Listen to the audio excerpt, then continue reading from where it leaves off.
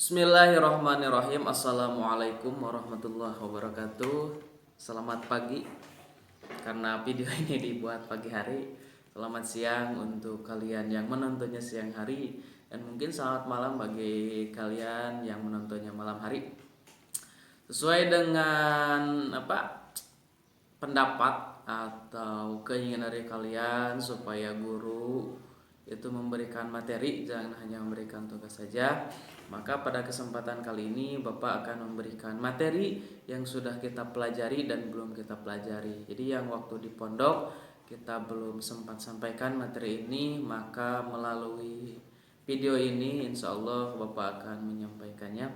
Dan khusus video ini sekarang ya untuk kalian siswa-siswi kelas 10A, 10B, 10C, 10D, 10E, dan 10F MA Manarul Huda.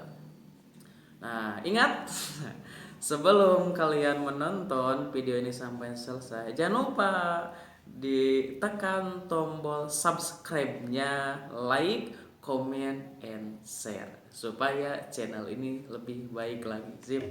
Yang ingat, yang subscribe nilainya akan bagus. Jadi sebagai bukti nanti di akhir bahwa kalian mengikuti pembelajaran online, pada pertemuan kali ini kalian harus membuat satu rangkuman atau satu kesimpulan, lalu kalian foto hasilnya dan kirim ke nomor WhatsApp Bapak di 085321221105, atau kalian juga bisa kirim melalui inbox atau messenger dengan akun Facebook Fatur Rahman, dan bisa juga lewat DM atau direct messenger melalui Instagram di @kangfat, atau bisa kirim lewat email di akangfat123@gmail.com.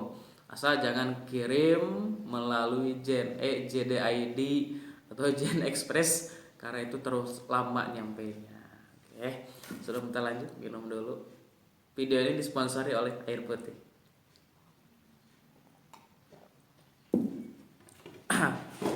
Oke, pada pertemuan awal yang lalu, beberapa pertemuan ke belakang, kita telah membahas tentang hakikat penelitian. Apa itu penelitian? Sehingga kita mengetahui penelitian secara umum, terus penelitian menurut para ahli, sampai kita mengetahui apa itu penelitian sosial. Nah, selanjutnya kalian bisa buka bukunya di halaman 144.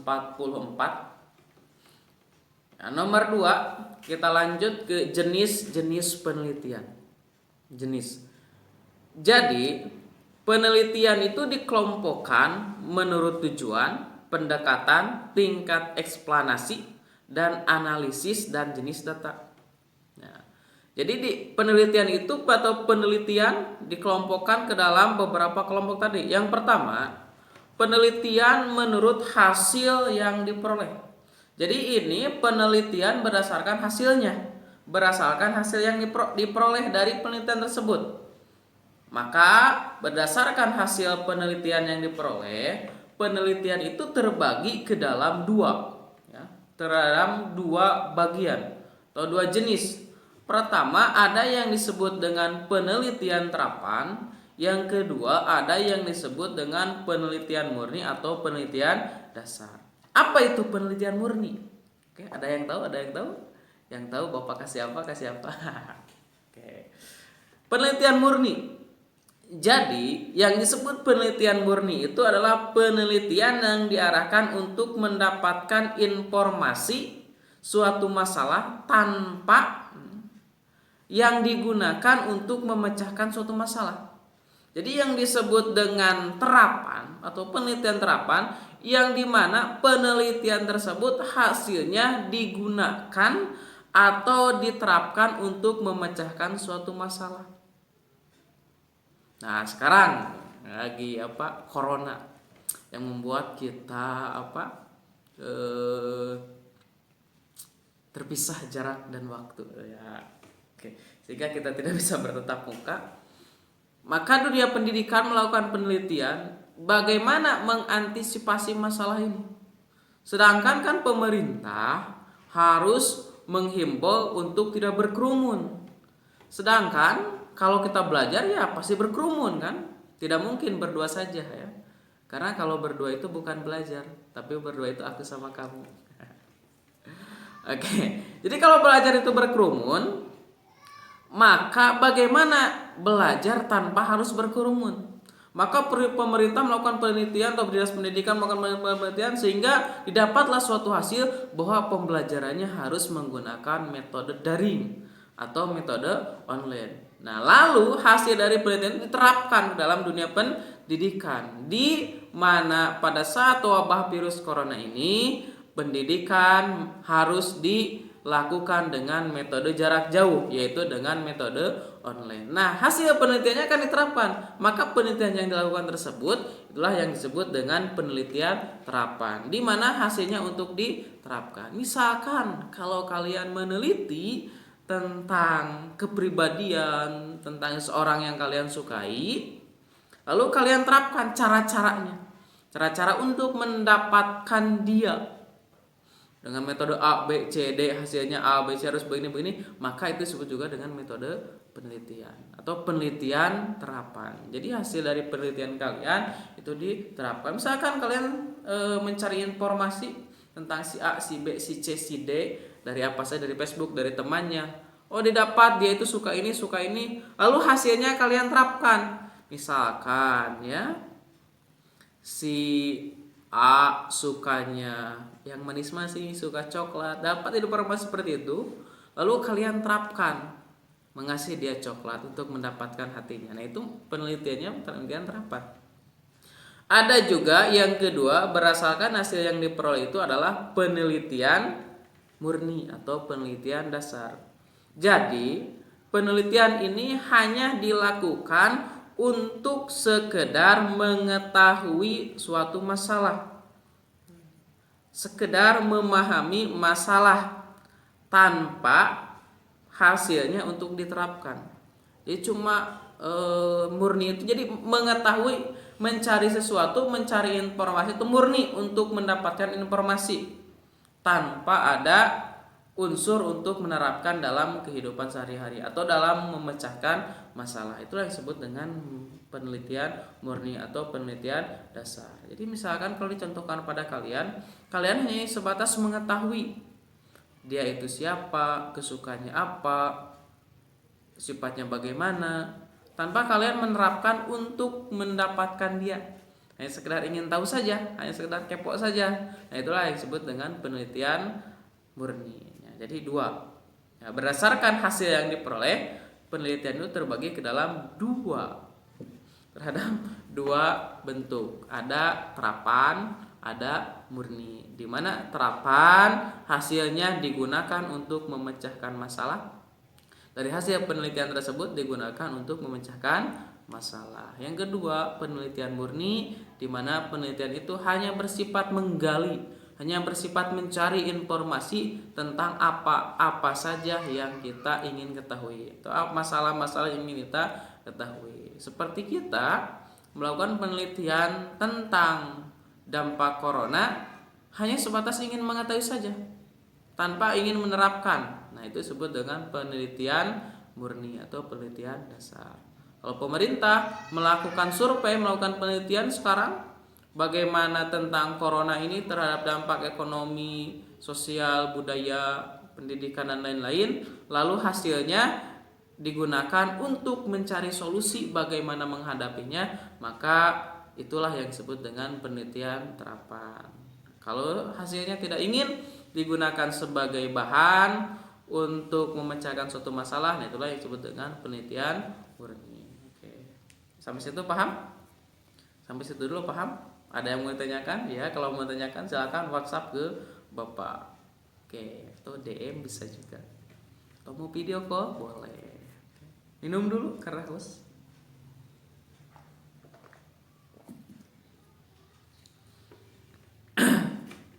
Selanjutnya, yang kedua, penelitian menurut metode dan pendekatannya, menurut cara yang digunakan oleh peneliti. Maka penelitian ini terbagi ke dalam 8 bentuk atau 8 jenis. Berdasarkan metode dan pendekatannya, penelitian sosial atau penelitian dibagi menjadi 8 bentuk. Yang pertama, ada penelitian survei. Penelitian yang dilakukan pada populasi besar maupun kecil, tetapi data yang dipelajari adalah data dari sampel yang diambil dari populasi tersebut sehingga ditemukan kejadian relatif, distributif, dan hubungan-hubungannya antara variabel sosiologis maupun psikologis. Oke, kita lanjutkan. Tadi kita baru sampai ke penelitian menurut hasil yang diperoleh. Selanjutnya, bagian kedua dari jenis-jenis penelitian itu ada penelitian menurut metode dan pendekatannya. Di penelitian ini berdasarkan metode yang digunakan dalam proses penelitian. Yang pertama, ada yang disebut dengan penelitian survei. Penelitian survei ini adalah suatu penelitian yang dilakukan pada populasi besar maupun kecil. Jadi, populasi itu adalah sekelompok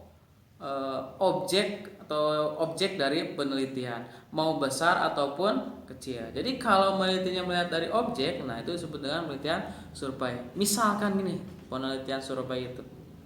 Jadi kita ingin mengetahui bagaimana kehidupan pondok pesantren dengan memberikan pertanyaan-pertanyaan melalui kuesioner, wawancara atau angket kepada santri. Nah, itu santri itu disebut dengan populasi.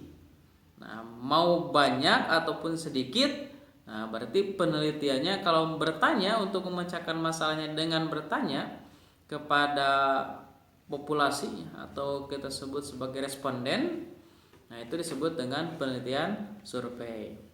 Yang kedua, ada penelitian ex post facto.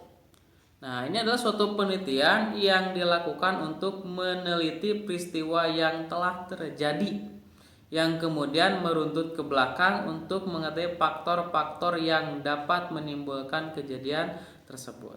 Jadi kalau penelitian ex post facto, nah, jadi kita meneliti peristiwa yang telah terjadi. Nah, kita meneliti peristiwa yang terjadi, misalkan nanti kalau corona sudah selesai, lalu kita ingin menelitinya lagi, mencari tahu tentang corona dan dampak terhadap kehidupan masyarakat. Berarti kita itu kan meneliti peristiwa yang telah terjadi, terus ke belakang. Nah, mengerti faktor-faktornya apa, kenapa bisa terjadi corona, lalu apa dampak-dampaknya. Nah, itu disebut dengan penelitian ex post facto. Jadi meneliti peristiwa yang sudah terjadi. Nah, kalau tadi penelitian survei melakukan penelitiannya itu masalah yang sedang timbul atau masalah yang sudah terjadi, masalah yang timbul terus ditanyakan kepada responden. Kalau ex post facto, nah itu penelitiannya ke masalah yang sudah selesai. Yang ketiga, ada penelitian eksperimen. Nah, kalian sudah tahu lah ini mah. Eksperimen uji coba. Jadi melakukan penelitian untuk mencari pengaruh satu variabel tertentu terhadap variabel yang lain. Gini contohnya eksperimen. Kita ingin mengetahui faktor atau pengaruh corona terhadap kegiatan pendidikan Indonesia. Itu kan ada dua faktor. Yang pertama coronanya, yang variabel yang lain adalah pendidikan.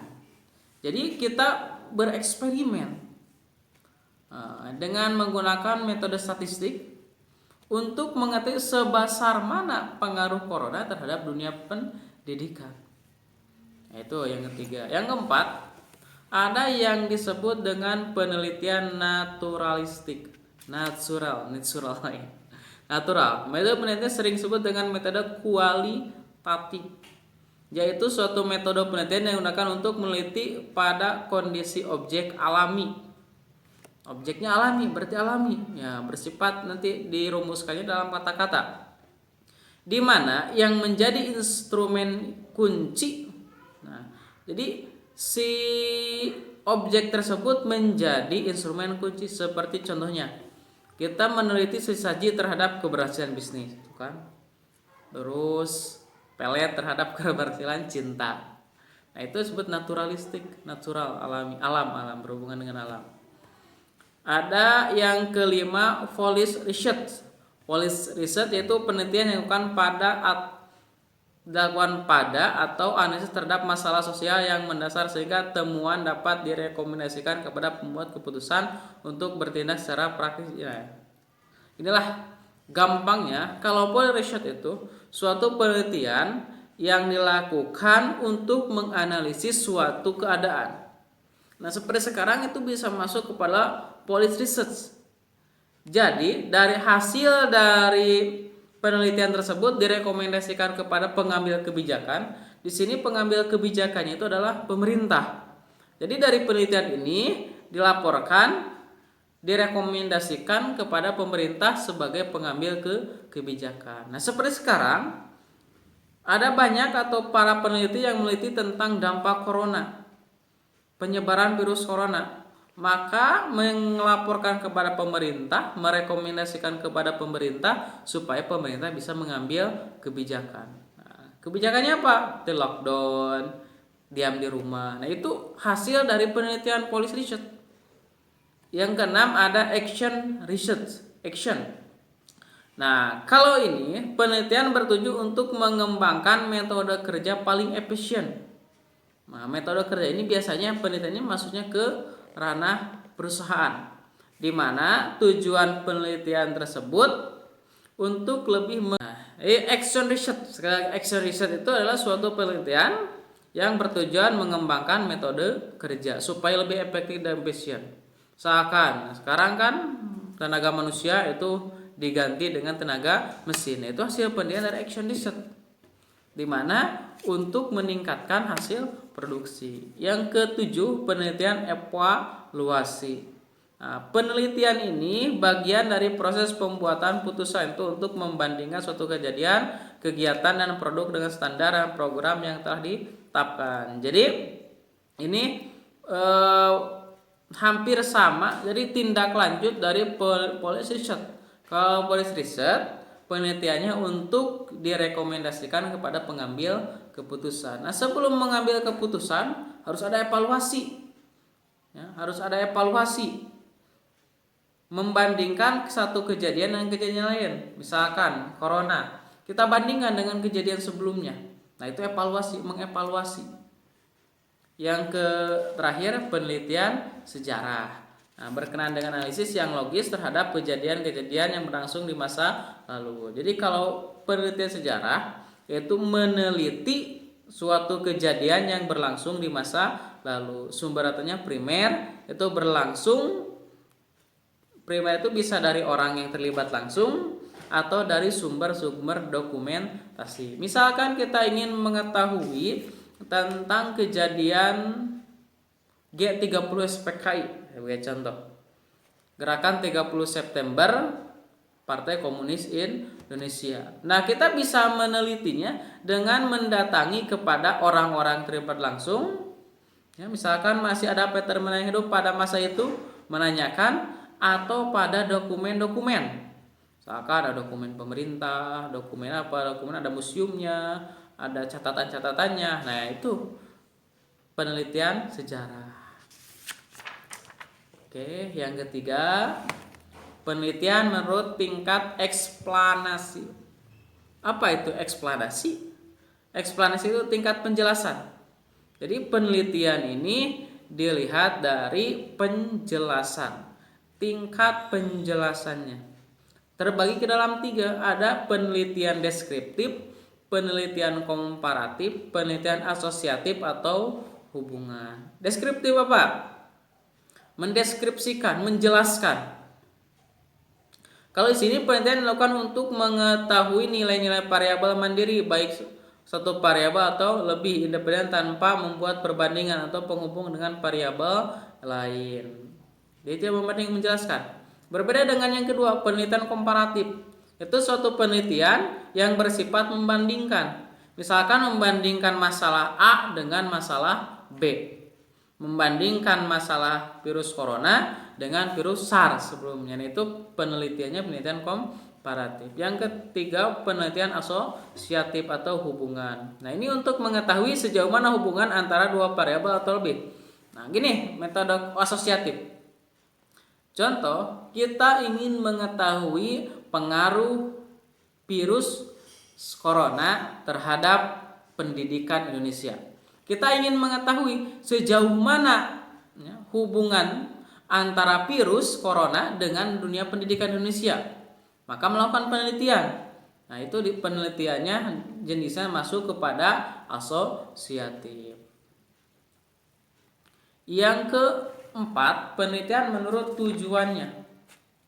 Nah, tujuan berarti dibedakan menjadi 3 jenis berdasarkan tujuan dari penelitian tersebut.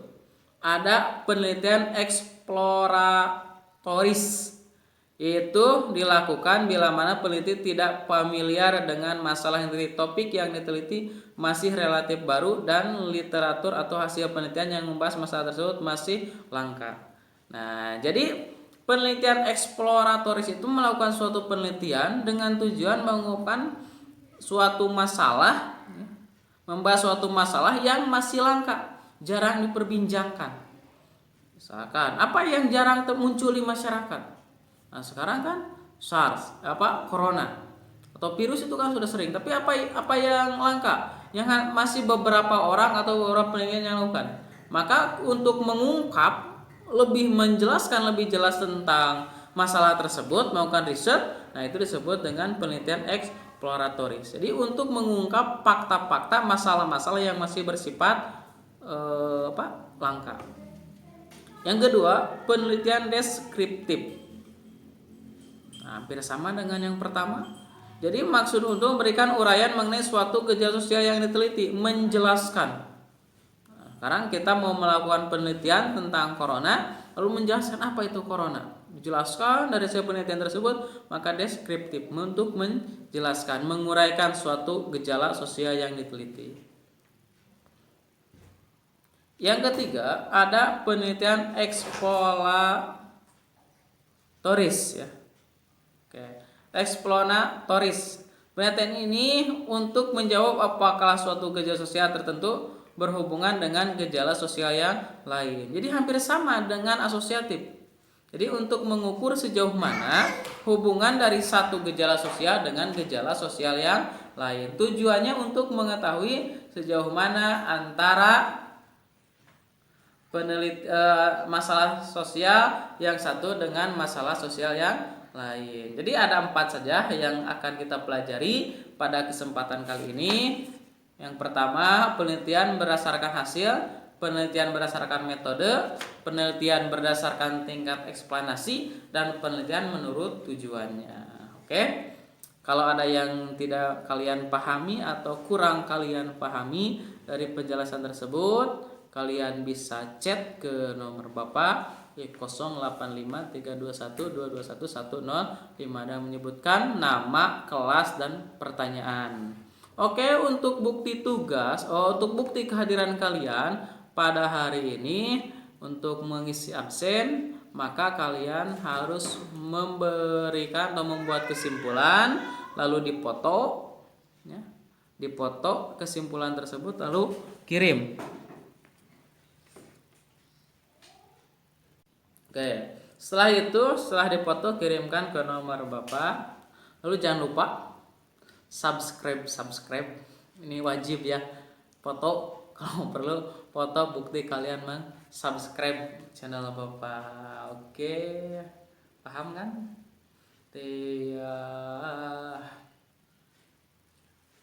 Oke, di sini ada murid baru. Halo ke kamera, halo. Ini siapa? Halo. Tuh. Oke. Ya teman-teman, perkenalkan nama saya Alvina. Mau ikut belajar katanya. Jadi sekali lagi jangan lupa kesimpulannya sebagai bukti kehadiran kalian foto hasilnya dan foto bukti kalian mensubscribe channel ini. Sekian penjelasan kali ini, mudah-mudahan bermanfaat. Assalamualaikum warahmatullahi wabarakatuh.